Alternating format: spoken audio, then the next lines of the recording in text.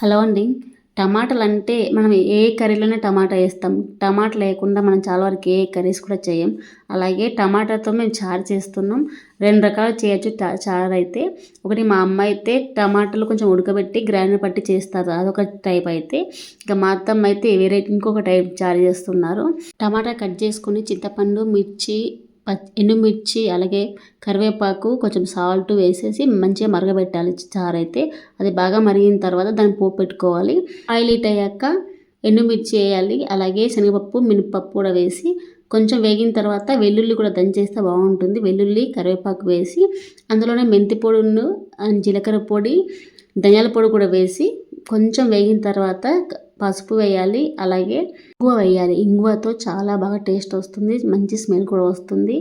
మనం ఉడకపెట్టి పెట్టుకున్న చారు ఇందులోకి వడగట్టేసేయాలి. బాగా మరిగిస్తే సరిపోతుంది. వేడి వేడిగా టమాటా చారు రెడీ. చాలా బాగుంటుంది. మీరు కూడా ట్రై చేయండి.